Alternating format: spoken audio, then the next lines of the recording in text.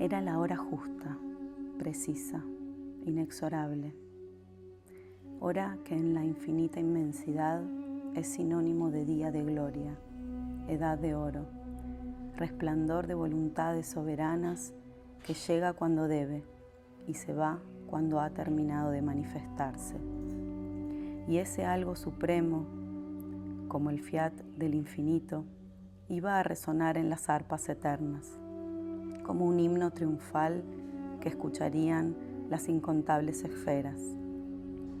La pléyade gloriosa de los 70 instructores de este universo de mundos estaba reunida en luminosa asamblea para que el amor supremo ungiera una vez más con la gloria del holocausto a sus grandes elegidos. Su ley marcaba la tercera parte más uno. Debían, pues, ser 24.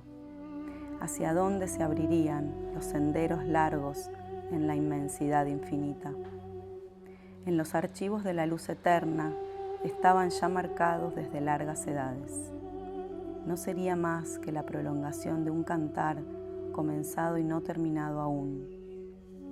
No sería más que la continuidad de una luz encendida en la noche lejana de los tiempos que fueron y que antes de verla extinguirse era necesario llenar nuevamente de aceite la lamparilla angostada.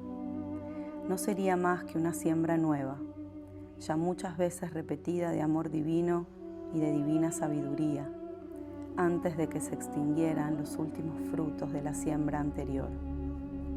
En la inconmensurable grandeza del infinito eran pequeños puntos marcados a fuego, nada más que puntos. Una pequeña ola coronada de blanca espuma que va hacia la playa, la besa, la refresca y torna al medio del mar, feliz de haber dejado sus linfas refrescantes en las arenas resecas y calcinadas. Eran los elegidos para una nueva misión salvadora: Yahshua, Venus, Alfa, Castor, Pollux, Orfeo, Diana, Juno, Beth, Oro, Reshai, Jejalep, Réjulo, Virgo, Gimel, Tipet, Shifo, Shemonis, Palus, Capela, Sain, Malco Adonai, Ganma y Secania. A cada cual se le llamaba con su nombre elegido desde su primera encarnación consciente en su mundo de origen, que debía ser también el que llevara en la última, nombres tan poderosos y fuertes en sus vibraciones que muchos de ellos quedaron impresos por largas edades en los mundos físicos donde actuaron. Y cada cual, siguiendo el rayo luminoso de las antorchas eternas, que a su vez los recibían de los fuegos magnos, supremos jerarcas de este universo, vieron destacarse en el infinito azul, como burbujas de luz, los globos donde el dolor y el sacrificio les esperaban. Cada cual había realizado allí mismo varias estadías separadas unas de otras por largos milenios. Cada cual eligió de entre los 46 hermanos gemelos que quedaban libres en sus gloriosas moradas, los que debían guiarle y protegerle en la tremenda prueba a realizar. Y el dulce Yahshua, originario de la segunda estrella de la constelación de Sirio, que ya había realizado 8 etapas en el planeta Tierra, eligió como guías inmediatos a Ariel y a Elohim, que ya lo habían sido en las jornadas de Juno, de Krishna y de Moisés, como Sirio y Okmaya lo habían sido de Antulio, Venus y Capela de Abel, Isis y Orfeo de Anfión, de Numú y de Buda. Mas como se trataba de que el dulce Yahshua debía realizar la jornada final, la más tremenda, la que cerraría el glorioso ciclo de todos sus heroicos sacrificios, se ofrecieron para auspiciarle también Gimel, Sebajot y Yamed, que por su excelso grado de evolución estaban ya próximos a pasar a la morada de las antorchas eternas. Después de la solemne e imponente despedida, con la presencia del Gran Sirio, punto inicial de aquellas magníficas evoluciones que dio a beber a los mártires voluntarios de la copa sagrada de los héroes triunfadores y les bendijo en nombre del eterno amor.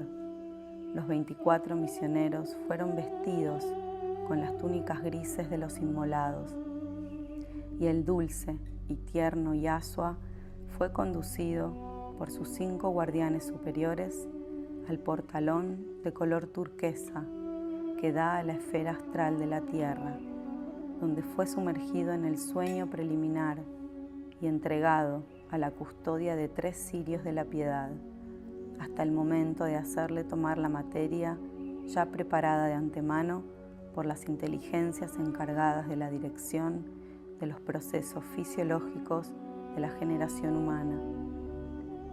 La mayoría de los elegidos para el holocausto grandioso y sublime eran de la legión de las arpas vivas o amadores, unos pocos de los esplendores y de las victorias, y otros de la muralla de diamantes.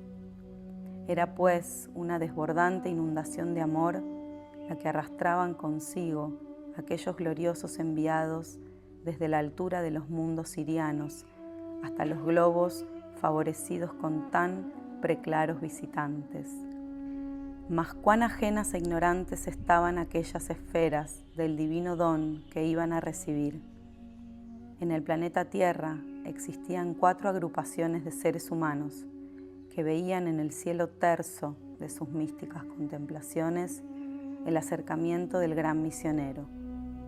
Los esenios, consagrados en número de 70 en las grandes grutas de las montañas de Moab, al oriente del Mar Muerto, otras porciones en la cordillera del Líbano y los montes de Samaria y de Judea, mientras los que tenían familia y hogar se hallaban diseminados por toda la Palestina. Y estos formaban como una segunda cadena espiritual dependiente de los que vivían solitarios y en celibato. La segunda agrupación se hallaba en Arabia, en el monte Joreb, donde un sabio, astrólogo de tez morena, había construido un templo-escuela a sus expensas y con 84 compañeros de estudio y meditación buscaban de ponerse en la misma onda de vibración que las inteligencias invisibles, cortesanas del divino ungido que entraba en el sueño preparatorio para la unión con la materia física. Era Melchor, el príncipe moreno, que habiendo tenido en su primera juventud un amor pasional, profundo, como un abismo, y fuerte como un huracán, le había llevado a la inconsciencia del delito. Le había arrancado a un joven pastor la tierna zagala, que debía ser su compañera, con la cual causó la desesperación y la muerte de ambos. Melchor, buscando curar el dolor de su culpa, derramó la mitad de su cuantiosa fortuna a los pies de todas las zagalas de su tierra para cooperar a sus bodas y a la formación de sus hogares. Y con la otra mitad construyó un templo-escuela y llamó a los hombres desengañados por parecido dolor que el suyo, que quisieran buscar en la serenidad de lo infinito la esperanza, la paz y la sabiduría. Estaba como incrustado en el monte Horeb, entre los cerros fragorosos de la Arabia pétrea, a pocas millas de Disa Abad, por lo cual los de esta ciudad portuaria le llamaban los ermitarios oreanos, que fueron respetados y considerados como augures, como astrólogos y terapeutas. La tercera agrupación se encontraba en Persia, entre las montañas de la cadena de los montes Sagros, a pocas millas al sur de Persépolis, la fastuosa ciudad de Darío. El templo se hallaba a la vera de un riachuelo que, naciendo en las alturas de los montes Sagros, desembocaba en el Golfo Pérsico. Comúnmente le llamaron en la región Ruditas, debido a Rudián, célebre médico que vivió entre los solitarios, cuyos cultos eran como resonancia suave del Zen Avesta, y origen a la vez de los dulces y místicos chiitas, que que repartían su tiempo entre la meditación, la música y el trabajo manual. Era Baltasar, el consejero en esta escuela de meditación y de sabiduría, y a ella había consagrado la mayor parte de su vida, que ya llegaba al ocaso. Y por fin la cuarta agrupación, radicada en los montes Suleimán, vecinos al gran río Indo, cuya torrentosa corriente era casi el único sonido que rompía la calma de aquella soledad. Y allí Gaspar, señor de Srinagar y príncipe de Bombay, había huido con un sepulcro de amor en su corazón, para buscar en el estudio del mundo sideral y de los poderes internos concedidos por Dios a los hombres, la fuerza necesaria para ser útil a la humanidad, acallando sus propios dolores en el estudio y la contemplación de los misterios divinos. He aquí las 4 porciones de humanidad a las cuales fuera revelado desde el mundo espiritual el secreto del descenso del Cristo en un cuerpo físico, formado en el seno de una doncella, del país en que corre como el fondo de un abismo el río Jordán. Y en la lucidez serena de sus largas contemplaciones, vislumbraron un hogar, como un nido de tórtolas entre rosales y arrayanes, donde 3 seres, 13 esenios, cantaban salmos al amanecer y a la caída de la tarde para alabar a Dios al son de la cítara y entrar en la onda vibratoria de todos los justos que esperaban la llegada del ungido, anunciado por los profetas. Eran Joaquín, Ana y la tierna Azucena, brotada en la edad madura de los esposos que habían pedido con lágrimas al Altísimo una prolongación de sus vidas, que cerrara sus ojos a la hora de morir. Y era Miriam, un rayo de luna sobre la serenidad de un lago dormido. Y era Miriam, un celaje de aurora sobre un jardín de lirios en flor.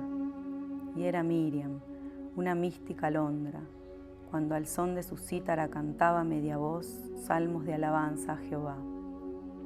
Y las manos de Miriam, corriendo sobre el telar, eran como blancas tortolitas sacudiéndose entre arenillas doradas por el sol. Y eran los ojos de Miriam, ojos de Siria, que espera al amor, del color de las avellanas maduras mojadas por el rocío. Y miraban con la mansedumbre de las gacelas, y sus párpados se cerraban con la suavidad de pétalos al anochecer. Y al sol, al levantarse como un fanal de oro en el horizonte, diseñaba en sombra su silueta gentil y su paso ligero y breve sobre las praderas en flor cuando iba con el cántaro al hombro a buscar agua de la fuente inmediata.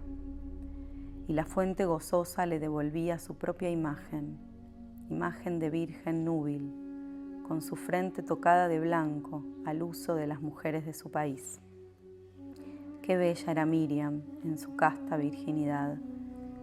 Tal fue el vaso elegido por la suprema ley de esa hora solemne para depositar la materia que usaría el Verbo Divino en su gloriosa jornada. Y cuando Miriam contaba solo 15 años, Joaquín y Ana, con solo diferencia de meses, durmieron en el seno de Dios, ese sueño que no se despierta en la materia, y la dulce virgen núbil de los ojos de gacela fue llevada por sus parientes a proteger su orfandad entre las vírgenes de Sión, bajo los claustros y pórticos dorados del templo de Jerusalén, donde los sacerdotes Simeón y Eleazar, esenios y parientes cercanos de su padre, la acogieron con tierna solicitud.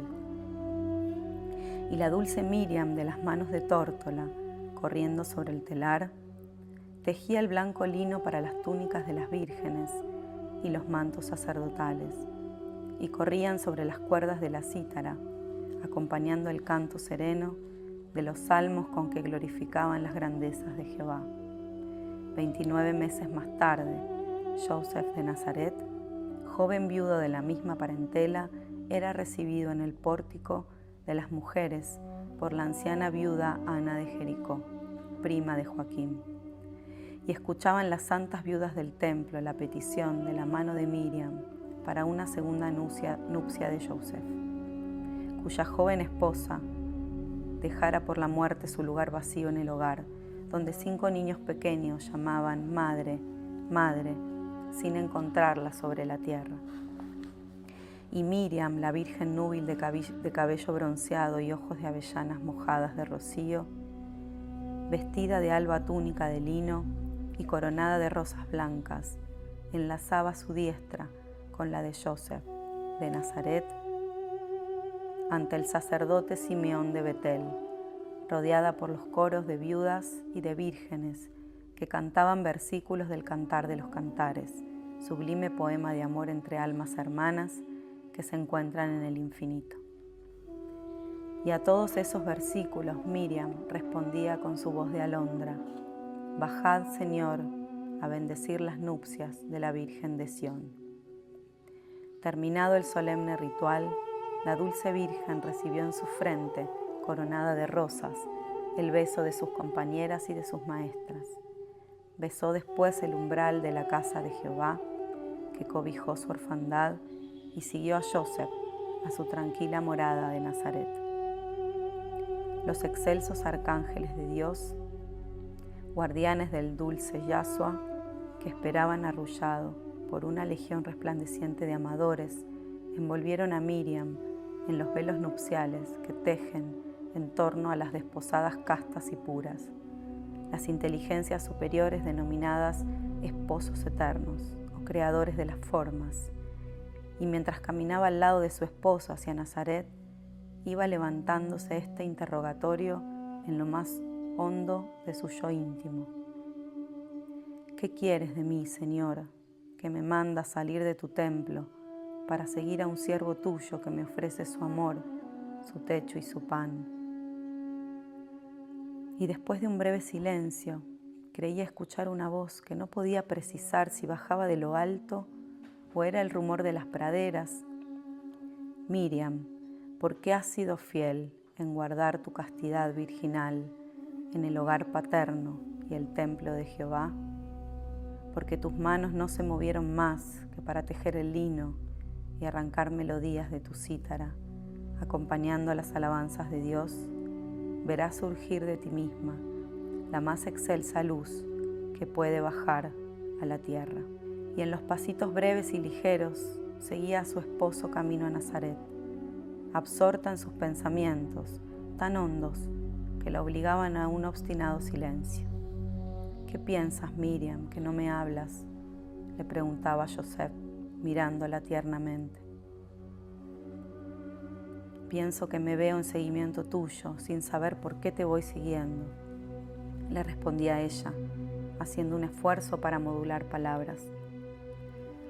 Porque los velos nupciales de los radiantes arcángeles creadores de las formas se envolvían más y más en torno de su ser físico, que iba quedando como un óvalo de luz en el centro de una esplendorosa nube de color rosado con reflejos de oro.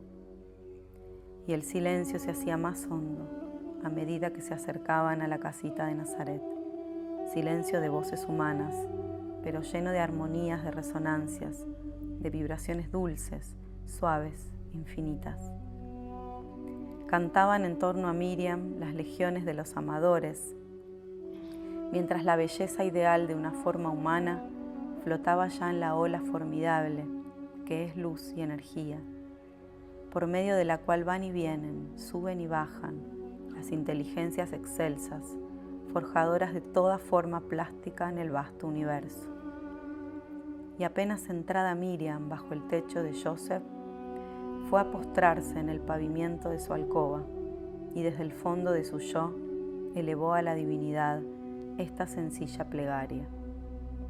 Señor, Señor, desde tu templo de oro me has conducido a esta humilde morada, donde continuaré cantando tus alabanzas, tejiendo el lino y laborando el pan de los que rodean mi mesa.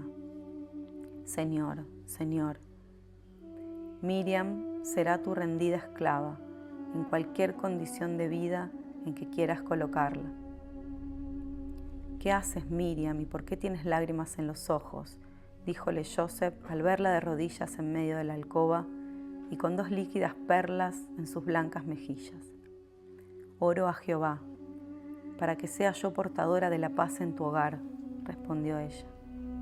Y llevada por Joseph, fue a encontrar junto al hogar que ardía en vivas llamaradas a los 5 hijitos de Joseph, que vestidos con sus mejores ropas esperaban ansiosos a la dulce madrecita que les prometiera traer su padre desde la ciudad santa de los reyes de Judá. Los niñitos de 10, 8, 6, 4 y 2 años se prendieron de la túnica blanca de Miriam mientras se alzaba en la punta de los pies para besarla en la boca. Y una legión de amadores cantaban invisibles en torno a la Virgen, madre de 5 niños que otra madre trajera a la vida, y la cual sin duda lloraba de felicidad, viendo a sus tiernos retoños acariciados por la hermosa Virgen rubia que les amaría como una madre. El humilde hogar del artesano vióse con la llegada de Miriam inundado de ininterrumpidas ondas de luz, de paz y de amor. Los niños reían siempre, las golondrinas alegres y bulliciosas anidaban en el tejado. Las tórtolas aleteaban arrullándose entre el verdor brillante del huerto.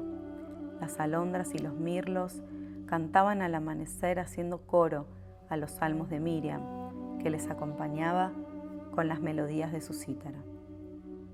«Qué hermosa es la vida a tu lado, Miriam», decíale Joseph cuando terminaba su labor de artesano. Se sentaba junto al telar donde su esposa tejía o junto a la lumbre donde ella cocía el pan y condimentaba los manjares. «Paréceme que estás siempre envuelta en la luz de Jehová y que le tengo a él bajo mi techo, desde que estás a mi lado. Si la ley no dijera no adorarás imagen ni figura alguna, sino solo a mí que soy tu creador, estaría por adorarte, Miriam, como a un retazo de Dios». Y cuando así empezaba Joseph a diseñar en palabras sus pensamientos de admiración, Miriam, ruborizada, entonaba los ojos mientras ponía sus deditos de rosa sobre la boca de Joseph para indicarle callar. Su estado habitual era un dulce y suave silencio, porque la poderosa irradiación de la forma astral que flotaba acercándose y del radiante espíritu divino que vibraba en lo infinito, la tenía de tal modo embargada y absorta en su propio pensamiento que con dificultad bajaba al mundo exterior, cuyas vibraciones eran pesadas y duras comparadas con la intensa y suavísima armonía de su mundo interior. Miriam, dulce y tiernísima Miriam, ¿cómo habían de comprenderte en tu silencio las mujeres nazarenas que hablaban y reían siempre en alegres corillos cuando hilaban o tejían, cuando recogían leña y heno en el prado, cuando cosechaban sus viñedos y sus higueras, cuando caminaban presurosas a buscar con sus cántaros el agua de la fuente? Miriam, ¿por qué estás triste? Miriam, ¿cuándo vas a reír? ¿No tienes nada para contarnos? ¿No eres feliz, Miriam? A todos estos interrogantes hechos espontáneamente y sin premeditación por las mujeres nazarenas, Miriam contestaba con una suave sonrisa o con estas palabras: «Soy tan feliz que si hablara, paréceme que mis propias palabras interrumpirían la melodía interna que me arrulla siempre». ¿Cómo podían comprender a Miriam las mujeres nazarenas si ella sola era el basto de nácar elegido para recibir al amor que es canto universal, inefable y eterno? El amor canta en ella, oculto, como una lira bajo su blanco tocado. El amor canta para ella, cuando de rodillas en la penumbra de su alcoba solitaria oraba a Jehová para que enviara sobre Israel el Salvador prometido a los profetas. El amor cantaba junto a ella, cuando su meditación era profunda y hermosas visiones iban surgiendo del claro espejo de su mente, no ensombrecido por hálito alguno, que no fuera el aliento soberano del amor que buscaba nido en su seno. El amor cantaba en sus ojos, que acariciaban al mirar, que que el pudor o el éxtasis se entornaban como pétalos mojados por la lluvia y besados luego por el sol. El amor cantaba en sus manos cruzadas por la oración honda, profunda, íntima, con que su alma de elegida le respondía en salmos idílicos, durante todas las horas que iban desgranándose de sus días como perlas blancas, azules, doradas. En su purísima inocencia Miriam pensaba: ni aun en mis días luminosos del templo santo de Jehová me sentí tan absorta en la divinidad como hoy, que me hallo sumida entre las monótonas labores de ama de hogar. Diríase que la casa de Joseph es también un templo pequeño y humilde, donde baja en raudales el aliento de Jehová para purificar a las criaturas por la fe, la esperanza y el amor. Las iglesias cristianas, como inspiradas de culto conocimiento de la verdad profunda, encerrada en estos extraordinarios acontecimientos, rinden culto sin definir por qué a los días solemnes de ansiedad y únicos en la vida de una mujer, a los cuales han llamado días de expectación de la Virgen Madre. Días de gloria, de paz y de amor incomprensibles para el vulgo, pero de una sublimidad clara y manifestada para Miriam, que veía deslizarse en torno de ella visiones de oro magníficas y radiantes, que le hablaban con voces sin sonido, de cielos ultraestelares, de donde momento a momento bajaba la luz sobre ella, y el amor tomaba plena posesión de ella, y las arpas eternas cantaban en ella misma, como si todo su ser fuera una vibración con vida propia, un himno divino, que tomaba formas tangibles a intervalos, o se esfumaba en el éter, con rumor de besos suavísimos, después de haberla inundado de tan divina felicidad. Y en este estado semiestático de Miriam, entristecía a veces a Joseph, que en su inconsciencia de los excelsos designios divinos sobre su compañera, se juzgaba a sí mismo duramente como un indigno poseedor de ese templo vivo de Dios, como un audaz gusano que había osado acercarse a la Virgen núbil, bajada a su hogar de artesano, como un rayo de luna en las noches serenas, como un copo de nieve resbalando de cumbres lejanas, vecinas de los cielos, como un ave del paraíso asentada en su tejado. Pobre y triste Joseph, en su inconsciencia de los excelsos destinos de Miriam, traída a su lado por la ley divina, porque su honrada probabilidad de hombre justo le hacía digno protector y amparo en esa hora extraordinaria y única en la vida de Miriam. La mayoría de los primeros biógrafos de tales acontecimientos tampoco interpretaron debidamente la tristeza de Joseph, atribuyendo a que habían pasado por su mente alucinada oscuros y equivocados pensamientos respecto a la santidad de su esposa. Nada de eso. Joseph no pensó nunca mal de su santa compañera, sino que por el contrario se vio a sí mismo demasiado imperfecto junto a ella, demasiado hombre junto a ella, que era un ángel con forma de mujer, y hasta pensó en huir por juzgarse indigno de permanecer ni un día más junto a aquella criatura celestial que él mismo solicitó por esposa en los atrios del templo de Jehová.